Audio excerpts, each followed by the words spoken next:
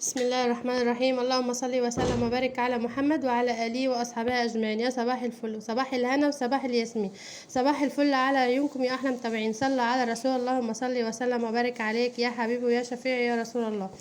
الحمد لله يا جماعة، العيد عدى على خير والنهاردة تالت يوم. تعالوا نشوف احنا عملنا غدا النهاردة.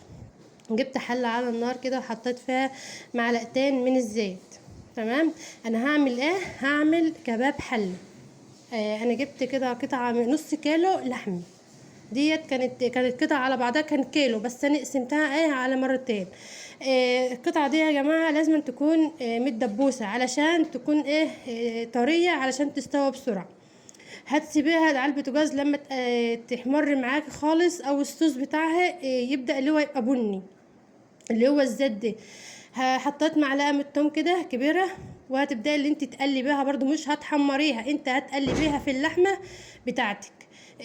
اللحمه دي يا جماعه تقطعيها تقطيعها تكون زي البطاطس، حلوه، لا كبيره قوي ولا صغيره قوي. نص كيلو بصل هتحط عليها نص كيلو بصل، نص كيلو لحمه هتحط عليها نص كيلو بصل، هتحط كيلو هتحط كيلو بصل. تمام كده. هتقلبيها برضو تقليبه حلوه، وهبدا اللي انا احط المكونات بتاعتها التانية، بس بعد ما تقلبيها تقليبه حلو. بس لازم انت تحمرها تحمير حلو، يعني تنزل الصوص اللي فيها كله. هبدا بقى اللي انا احط دي فلفل يا جماعه، فلفل احمر على فلفل اخضر. تمام. هتقلبها برضو الفلفل بتاعي برضو اهوت، هقلبه فيها اهيت. بسم الله ما شاء الله. قطعه اللحمه دي يا جماعه انا زودتها ميه مغليه مرتين بس، وبسم الله ما شاء الله اللي هي استوت يعني. تمام كده. هبدا اللي انا احط لها البهارات. معايا معلقه من البابريكا، معلقه من السبع بهارات، معلقه من كزبره، ومعلقه من عندك بقى عايزه تحطي شطه حطي، ما انتش حاطه دي اختياري يعني. ورق لوري. تمام كده. ما افضلش يعني تحطي مستكه ولا حبهان عشان ما تمررش معاك. ديت حبتين طماطم بشراهم يا جماعه، انا مش ضرباهم في الخلاط ولا في الكبه، لا انا بشراهم في المبشره. تمام كده. هتقلبها برضو تقليبه حلوه، وبعد كده هتحط لها ديت يا جماعه معلقه سكر. ما تخافيش، حطي معلقه السكر عشان تساعد معاكي في السويه بسرعه، علشان اللحمه بتاعتك تستوي معاكي بسرعه يعني. هتحط لها معلقه سكر وما تخافيش من اي حاجه. انا مش هحط ملح دلوقتي خالص، يعني اما احس اللي هي هتخش في السوي هقوم حاطه لها معلقه السكر. ادي كده حطيت لها ميه مغليه اهيت، وهبدا اللي انا برضو اغطي عليها كده خلاص. انا بعد ما غطيت عليها وكشفت عليها تاني حطيت لها الملح يا جماعه. دي الملح اهوت حطيته لما حسيت اللي هي استوت معايا، حطيت الملح بتاعها. تمام. اهم حاجه ما تنسنيش في اللايك والشير ومتابعه للقناه عشان يوصلك كل جديد. انا جبت برضو حله علبه جوز اهي وحطيت فيها ميه، حطيت معلقه سكر، معلقه ملح، معلقه خل، معلقه زيت. دي اللي انا هحط، او ليمون، عصرة ليمون. دي الخل. انا حطيت معلقة سكر اهي، وحطيت معلقة ملح، وحطيت معلقة خل، وهبدأ اللي انا احط الليمون بتاعي. عايزة تحطي برضو زيت حطي. ديت هعمل انا هعمل برنجان. البرنجان ده انا كنت جايبه يوم الوقفه كيلو برنجان من السوق، وبصراحه محطوط في التلاجة، وكنت خايفه لا يبوظ، فقلت لما اعمله مخلل يبقى حلو يعني وكده. ديت الدقه ديت كانت عندي في التلاجة او في الفريزر. حطيت عليها كزبره، حطيت معلقه كزبره ومعلقه كمون اهي، معلقه كزبره ومعلقه كمون. وهحط الملح بتاعها اهو. ظبطي ملحك بقى. وهتعصر الليمون، وهتحط خل برضو، هتحط خل اهوت، معلقتين من الخل. وهتعصر الليمون بتاعك 3-4 ليمونات كده بقى هتعصروهم، عشان هنحشي البرنجان دي يا جماعه. البرنجان الصغير ده هنحشيه. تمام كده. هتعصري الليمون كله، يعني يفضل انت تعصريه بالعصاره علشان البذر، يعني بتحوش البذر يعني. تمام. عندك بقى انا حطيت عليها شبت وكزبره. عندك بقى او بقدونس، عندك عايزه تحطي تضيفي فلفل صغير تقطعيه صغير حطي. انا حطيت شويه بقدونس. والله يا جماعه ريحتها وطعمها حلو قوي.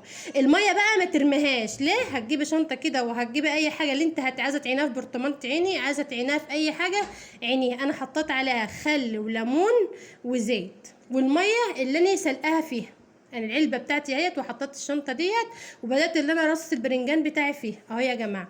وكان عندي فلفل برضو اهوت، اللي انا برضو عملته، حطيته في الميه بعد ما نزلتها من على البوتاجاز، وفتحته وحشيته برضو اهي الميه اهي يا جماعه. حطيتها بسم الله ما شاء الله. كانوا حبه برنجان، وهتشوفوا قلبهم دلوقتي والله تحفه يا جماعه تحفه. جربوا الطريقه ديت، وهي هتعجبكم قوي في البرنجان. يعني محتاره يعني وهترموهم، لا ما ترموش البرنجان. هاتيه واحشيه زي ما انا حشيته كده اهوت. بسم الله ما شاء الله. شوفوا مستوي. عايزه تاكلوا منه بقى دلوقتي كلوا منه. انا هعمل كفته. انا جبت بصلتين كبار كده وقرن فلفل.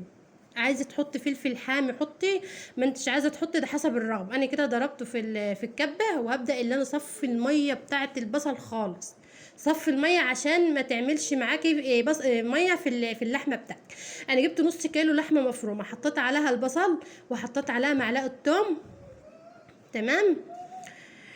وهتحط بقى الكزبره بتاعتك او البقدونس بتاعك. يفضل يعني ما تحطيش شبت عشان ما تسودش منك. تمام. انا عندي بقى حته مليه، اللي هي اهي يا جماعه، اللي هي دي بتيجي من عند الجزار. يعني انت ممكن تشتريها، يعني ممكن لو انت رايحه تجيب اللحمه ممكن يقول له هيجيب لك حته، او ممكن تشتريها يعني من عنده عادي. هي بتتباع يعني. هتقلبها برضو تقليبه حلوه او تعجنها عجين حلو بقى اهيت بايدك. لما تحسي اللي هي اللحمه بتاعتك بقى فيها خيط، شفت الخيط اهو عامل زي الخيط، هتحط بقى البهارات بتاعتك. هتحط معلقه من البابريكا، هتحط معلقه من بهارات الكفته، هتحط معلقه من الكزبره، معلقه من الكمون، وهتظبطي برضو ملح. تمام. اهم حاجه تصلي على الرسول، وتعملي لايك وشير وتفعلي الجرس عشان يوصلك كل جديد. ديت يا جماعه معلقه بيكنج باودر ومعلقتين نشا. انا حطيت عليها معلقه بيكنج باودر ومعلقتين نشا. ليه؟ عشان تخلي لك اللحمه او الكفته بتاعتك هشه وما تبقاش مكتومه. برضو هتعجنها عجنه حلوه، بالمكونات اللي انا حطيتها دي. هتجيبي برضو اهيت الميه اللي انت صفطيها من البصل، هتحط عليها شويه من الزيت اهيت، وهتبداي اللي انت تصبعي اللحمه بتاعتك. طبعا انت اللي هتاكليها، شوفي التصبيع بتاعك انت عايزاه صغير عايزاه كبير، حسب رغبتك انت. انت اللي هتصبعي وانت اللي هتاكلي. فطبعا بالهنا والعافيه للي اكل.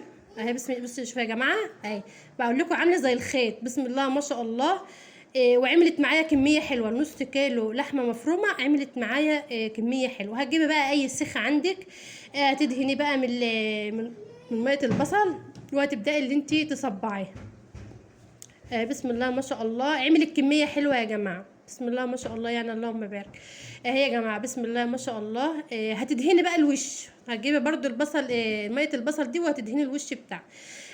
انا ما حبيتش اعملها كفته صغيره. انا عملتها على قد الصابع، على قد السيخ اللي انا عاملاها اللي انا مصبعاها عليه كده. بسم الله ما شاء الله اللهم بارك. اهي يا جماعه هي كده طلعتها من الفرن اهيت. كانت تشوات بقى شويه طماطمايه وشويه قرن فلفل، شويتهم على البوتاجاز.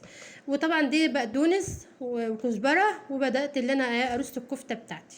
بسم الله ما شاء الله اللهم بارك. والله يا جماعه جربوا الطريقه ديت برضو في الكفته، طعمها حلو قوي. طبعا اي كفته طعمها بيبقى جميل، بس جربوا الطريقه ديت هتعجبكم قوي قوي، ولا فكه ولا اي حاجه. دي بقى السلطه اللي احنا بنبقى نجيبها من بره، فلفل على بصل، فلفل انا اسفه، فلفل على خيار على طماطم على كزبره اهيت وبقدونس. وهتحط بقى خل، وهتحط كمون، تحط معلقه من الكمون، وهتحط معلقه من الخل، وهتحطي ملح. عايزه تحطي شطه حطي عادي، هي بتبقى حلوه. تحطي ليمون. انا كده عصرت ليمون اهيت، عشان في جماعه هيتغدوا دلوقتي وفي جماعه مش هياكلوا دلوقتي، فانا قسمتها على اكلتين. وهتحط شويه من الزيت، وهتضيف عليها ميه. عايزه تحط بصل حطي. هي بسم الله ما شاء الله برضو عايزه تحط فيها بصل حط. انا ما حبيتش احط بصل عشان انا كنت طبعا رايحه مشوار وخارجه، فما ينفعش كنت اكل بصل وانا طالعه. فهي بسم الله ما شاء الله اللهم بارك. اهي السلطه بتاعتي ادي كباب الحله. شوفوا لونه يا جماعه، شوفوا اللون بتاعه عامل ازاي بسم الله ما شاء الله اللهم بارك. لونه حلو قوي. وما كترتش الطماطم فيها، انا عملت بس حبتين طماطم. هي بسم الله ما شاء الله طعمها. جربوا كباب الحله ده. انا عملت نص كيلو لحمه، ما زودتش عن كده. بسم الله ما شاء الله اللهم بارك. وكنت عملت بقى رز بشعريه، كنت ولعت برضو على رز بشعريه. وادي برضو البرنجان بتاعي اهوت اللي انا كنت عاملاه دلوقتي اهو يا جماعه. ادي بقى الرز، كنت عامله رز بشعريه اهوت. وبسم الله ما شاء الله. اتمنى يكون وصفتي تكون خفيفة على قلوبكم، واتمنى يا رب يكون شوفوا يا جماعة بسم الله ما شاء الله. ادي الكباب اهوت.